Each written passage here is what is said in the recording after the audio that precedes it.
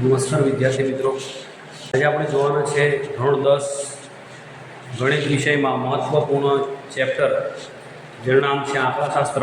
એમાં તમને જનરલી 8 થી 10 માર્ક્સનો પૂછાતો હોય છે અને ચેપ્ટર બહુ ઇઝી છે. આ ચેપ્ટરમાં ઘણો સ્વાધ્યાય હશે અને મધ્યક, મધ્યસ્થ અને બહુલક આમ 3 રીતો હશે અને વારાફરતી આપણે આ જે પ્રકરણ છે તેનો સાર સમજીશું અને તેમાં આવતી બધી જ બાબતોનો વિગતવાર અભ્યાસ કરીશું.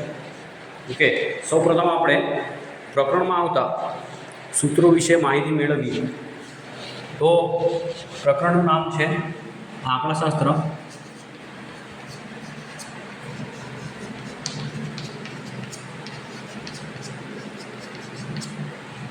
ઓકે, આંકડાશાસ્ત્રમાં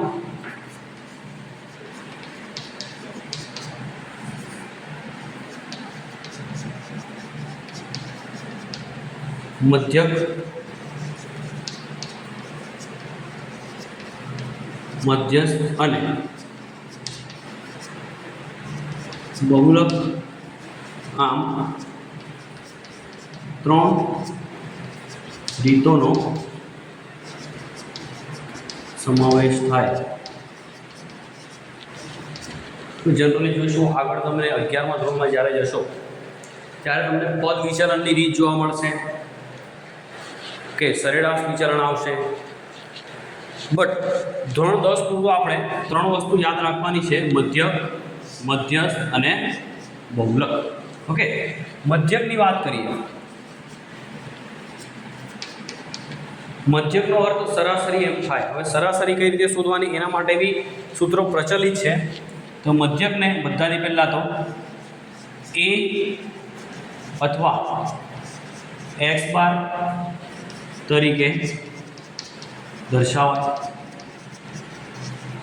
મધ્યકના કેટલાક સૂત્રો છે તે જોઈશું કે x બાર બરાબર સિગ્મા x ના છેદમાં n, કાં તો પછી x બાર બરાબર સિગ્મા f x ના છેદમાં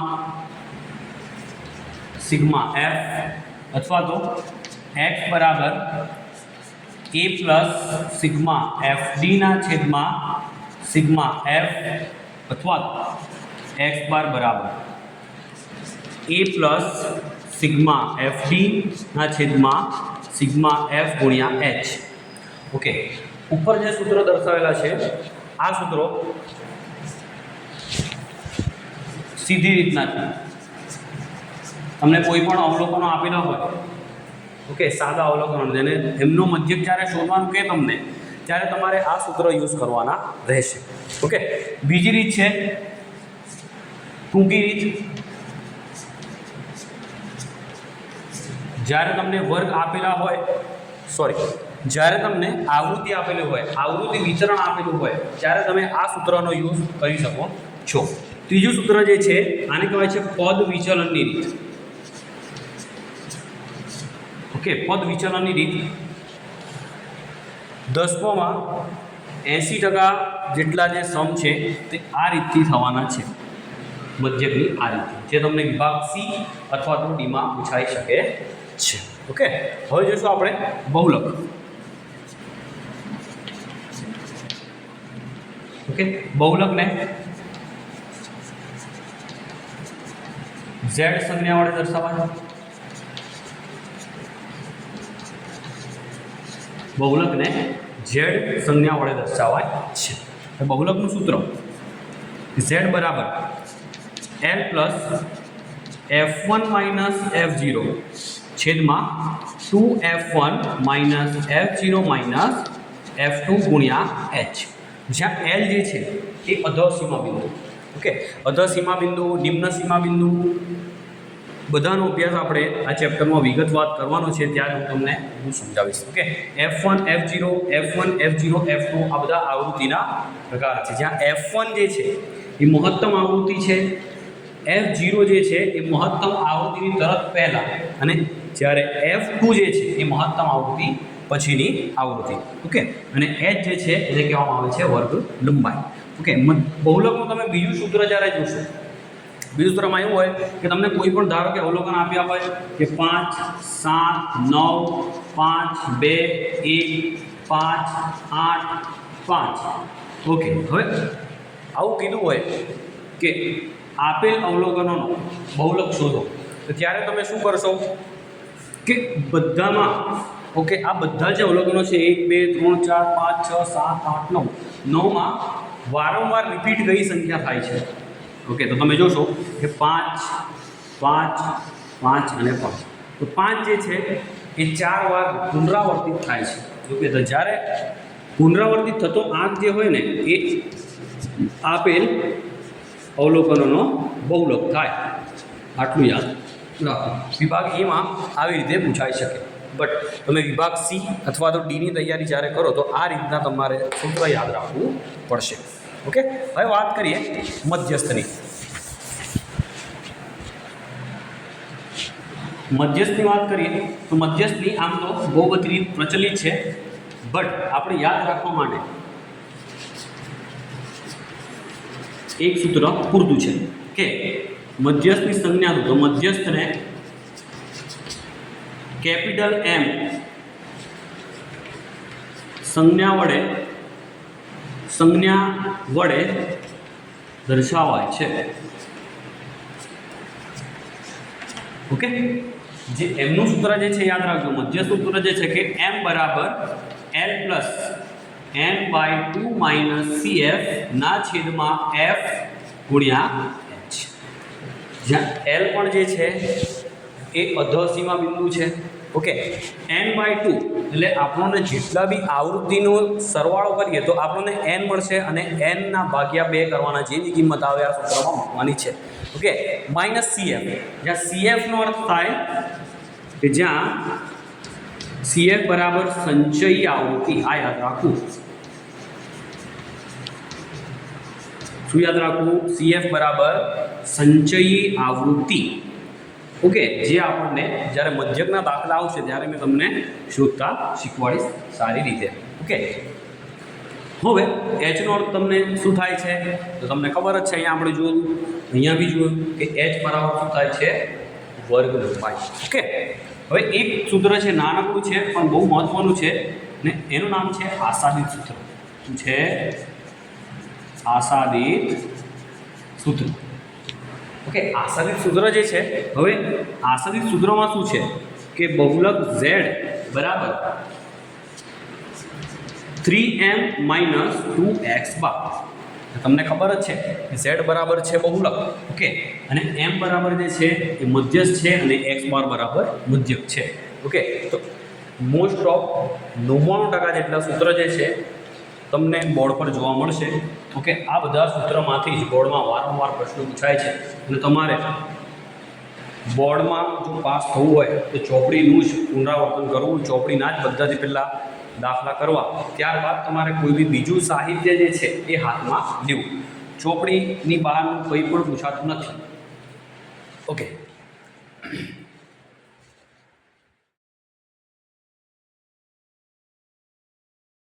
ચાલો વિદ્યાર્થી મિત્રો, સ્વાધ્યાય 13.1 અહીંયા બાય મિસ્ટેક જૂના સિલેબસ મુજબ 14 લખાઈ દીધું, બટ ખરેખરમાં ચેપ્ટર નંબર 13 જે છે આંકડાશાસ્ત્ર અને ચેપ્ટર નંબર 14 જે છે તમારું સંભાવના છે. ઓકે, તો સ્વાધ્યાય 13.1 વિદ્યાર્થીઓના એક સમૂહ દ્વારા તેમના પર્યાવરણ જાગૃતિ કાર્યક્રમના ભાગરૂપે સર્વેક્ષણ હાથ ધરવામાં આવ્યું. તેમાં તેમના એક વિસ્તારના 20 ઘરોમાં વનસ્પતિના છોડની સંખ્યા વિશે નીચેની માહિતી એકઠી કરી. ઓકે, તો એક પર્યાવરણ જાગૃતિ વિશે એક સર્વેક્ષણ હાથ ધરવામાં આવ્યું અને એક વિસ્તાર જે છે એમાં 20 ઘરોમાં વનસ્પતિના છોડની સંખ્યા વિશે તેમને માહિતી એકઠી કરી. ઓકે, હવે આગળ જે છે ઘર દીઠ છોડની સંખ્યાનો મધ્યક શોધો. શું શોધવાનું છે આપણે અહીંયા? મધ્યક. ઓકે, હવે મધ્યક જે શોધવાનો એમાં ધ્યાન રાખજો. બધાથી પહેલાં તમારે જોવાનું કે વર્ગ છે કે નથી. વર્ગ હોય તો પછી પદ વિચલનની રીત આવશે. ઓકે, બીજું શું ચેક કરવાનું કે વર્ગ સતત છે કે અસતત. હવે તમને મેં કહું સતત વર્ગ અને અસતત વર્ગ એટલે શું. અહીંયા જુઓ 0 થી 2, 2 થી 4, 4 થી 6, 6 થી 8, 8 થી 10, 10 થી 12 અને 12 થી 14. હવે ઉધ્વ સીમા અને અધર સીમા બંને કેવા છે તો કે સરખા છે. અને હવે કોઈ બી વર્ગ હોય, સપોઝ કે 10 થી 20 આ મેં વર્ગ લીધો. ઓકે, તો હવે જે પહેલી કિંમત હોય ને એને શું કહેવાય? અધર સીમા. અને જે આગળની કિંમત હોય એને કહેવાય ઉધ્વ સીમા. ઓકે, તો આપણે શું જોવાનું છે કે પહેલા વર્ગની ઉધ્વ સીમા અને બીજા વર્ગની અધર સીમા. ઓકે, બંને કેવા છે તો કે સરખા છે.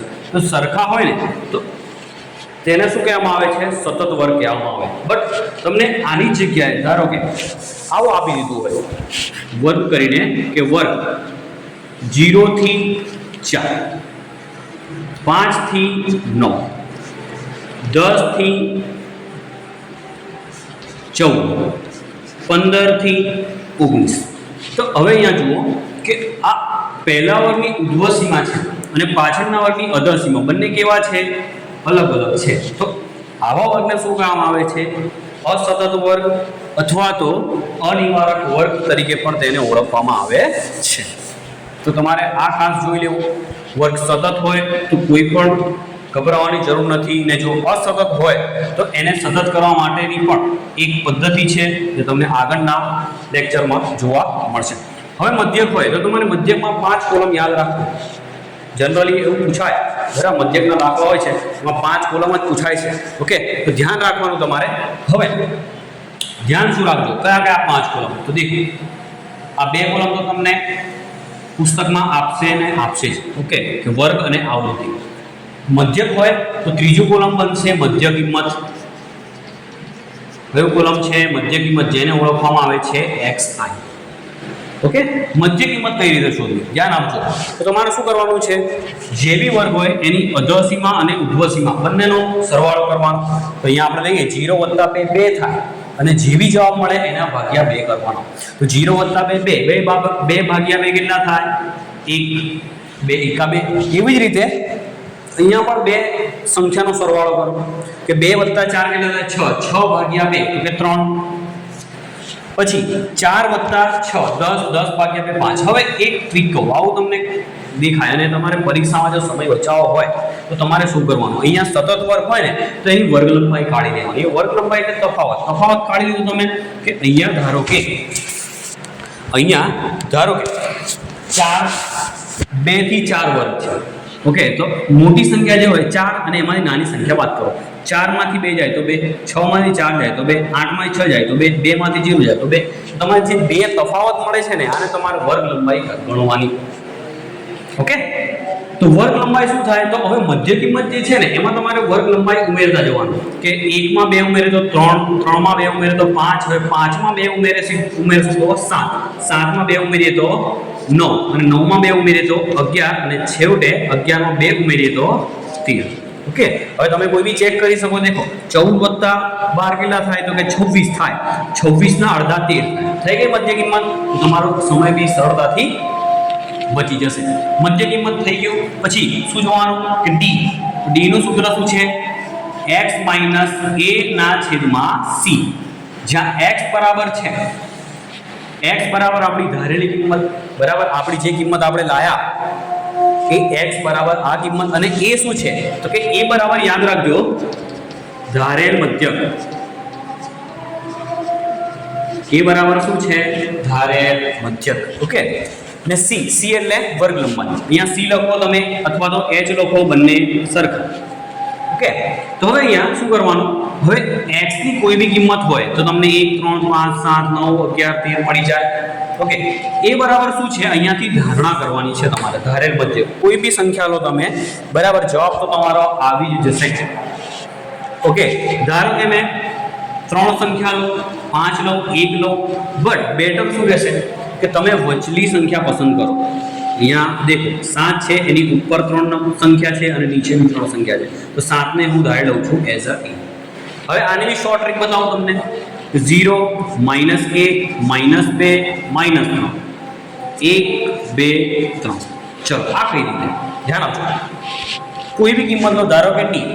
આપણે 3 માટે આ વર્ગ માટે શોધીએ તો x માટેની આ કિંમત લેવાની 3 માઈનસ a માટેની કિંમત લેવાની 7 3 માઈનસ 7 છેદમાં વર્ગ લંબાઈ આપણી કેટલી છે હમણાં આપણે ડિસ્કસ કરી આગળ તો કે 2 છે 3 માંથી 7 જાય તો શું બચે તો કે -4 બચે -4 ભાગ્યા 2 તો 2 2 4 અને માઈનસ નો માઈનસ તો d બરાબર -2 આવી ગયો જવાબ -2 તો આ રીતે તમારે કરવાનું હોય છે આમાં બી તમારે શું કરવાનું શોર્ટ ટ્રીક વાપરવી હોય મેં જેમ કીધું તેમ જ્યાં બી તમે a ધારો ને ત્યાં 0 લખી દેવાનું બરાબર 0 ની ઉપર સાઈડ માઈનસ સંખ્યાથી ચાલુ કરો સંખ્યા રેખા જે હોય છે ને એ મુજબ -1 -2 -3 ઉપર એક હજુ મધ્ય કિંમત હોય તો -4 ઓકે એનાથી ઉપર -1 નીચે સેવ કરવાનું બટ નિશાની બદલી દેવાની અહીંયા 1 2 3 નીચે કોઈ અવલોકન હોય તો 4 નકર 5 ઓકે એ રીતે ડી થઈ ગયું હવે છેલ્લું કોલમ બનશે એ એકદમ ઈઝી છેલ્લા કોલમમાં શું થાય તો કે ધ્યાન આપજો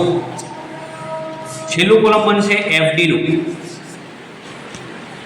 ઓકે FD તો FD F એટલે ઘરની સંખ્યા આવૃત્તિ F ઓકે અને એનો વર્ગ કહેવાય તો F અને D બંને કોલમનો ગુણાકાર તો 1 3 3 બટ અહીંયા માઈનસ છે બે બંને સાઈડ અગર માઈનસ હોત અહીંયા બી માઈનસ હોત અને અહીંયા બી તો માઈનસ માઈનસ કટ કર બટ એક સાઈડ માઈનસ હોય ને કોઈ બી એક બાજુ તો તમારે જવાબમાં હંમેશા માઈનસ લખવું હવે અહીંયા 2 2 4 સેમ -4 1 એકા 1 બટ માઈનસ છે તો -1 5 ગુણ્યા 0 0 6 એકા 6 2 2 4 3 કરી 9 ક્લિયર ઓકે હવે આપણે ફક્ત સરવાળો કરવાનો છે બધાથી પહેલા ઘરની સંખ્યા તમને આ આવૃત્તિનો ટોટલ જે છે એ દાખલામાં આપી દેશે અને જો ના આપ્યો હોય તો તમારે જાતે કરી લેવાનું અહીંયા અમને આપી દીધું છે કે 20 ઘર તો અહીંયા આવૃત્તિની સંખ્યા 20 જ હશે સિમ્પલ તો સિગ્મા f આપણને ક્લિયર થઈ જાય કે સિગ્મા f બરાબર કેટલા છે તો કે ભાઈ 20 છે ઓકે હવે અહીંયા fd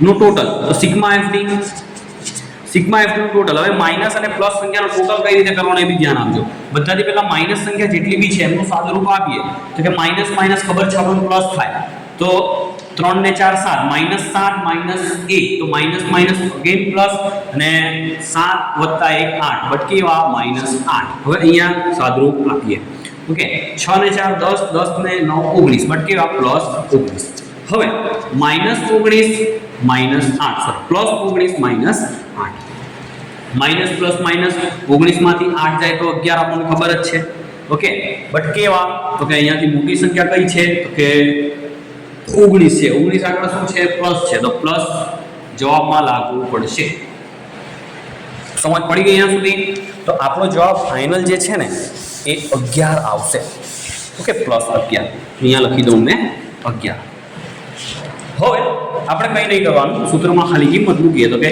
x બાર સૂત્ર છે મધ્યકનું કિંમત એક વખત લખી લઈએ લખવાનું કે આમ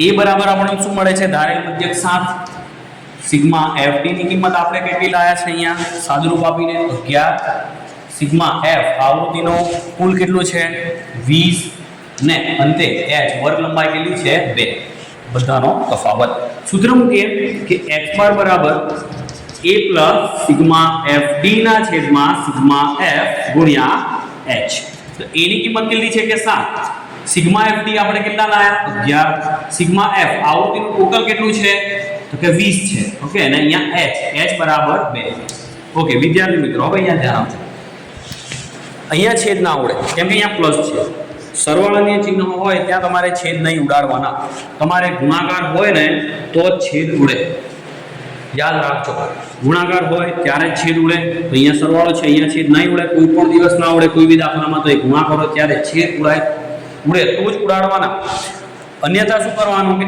આ બંનેનો ગુણાકાર કરવાનો છેદ અગર ના ઉડતા હોય તો શું કરવાનું બંનેનો ગુણાકાર કરવાનો બટ અહીંયા ઈઝીલી ઉડી જાય છે કે 2 10 20 સિમ્પલ તો હવે 7 એઝ ઇટ ઇઝ વત્તા ના વત્તા 11 ના છેદમાં 10 7 વત્તા 11 ના છેદમાં 10 એટલે શું થાય 11 ના છેદમાં 10 એટલે 1.1 થાય ઓકે દેખો 11 ના છેદમાં એટલે 11 ભાગ્યા 10 તો 10 એકા 10 0 1 10 ના ઘડિયામાં 1 ના આવે તો પોઈન્ટ લઈ લો અહીંયા 0 અને 10 એકા 10 શેષ 0 તો 1.1 આપણો જવાબ હવે 7 + 1.1 અહીંયા ધ્યાન આપજો ખાસ કે પોઈન્ટવાળી સંખ્યા હોય ત્યારે શું કરવાનું કે 7 છે વત્તા, હવે પોઈન્ટ 0 લખો તો બી જ કહેવાય, અહીં બીજો પોઈન્ટ પાડી દેવાનો, 1.1 તો પોઈન્ટની આગળ જે સંખ્યા હોય એ અને પોઈન્ટની પાછળની સંખ્યા લખવાની, તો 0 વત્તા 1 પોઈન્ટનો પોઈન્ટ, 7 વત્તા 1 8, તો તમારો જવાબ શું થાય 8.1, તો x બાર બરાબર 8.1 આપણો જવાબ. અને છેલ્લે જે બી જવાબ હોય એને બોક્સ બનાવવાનું, કદી પણ ભૂલવાનું નથી. તો આમ આપણે એક લાસ્ટ લાઈન જે છે એ લખીને આપણા દાખલાને પૂર્ણ વિરામ આપીએ. ઓકે, લખવાનું શું છે કે આમ ઘર દીઠ છોડની સંખ્યાનો મધ્યક 8.1 થાય છે. ઓકે, એટલે ઘર દીઠ તમને 8 જેટલા વૃક્ષો તો જોવા મળે છે. ઓકે, આ દાખલામાં જો સમજ પડી હોય તો વધુ સમજવા માટે અમારી ચેનલ જે છે એને સબસ્ક્રાઇબ કરો, શેર કરો અને લાઈક કરો. ધન્યવાદ.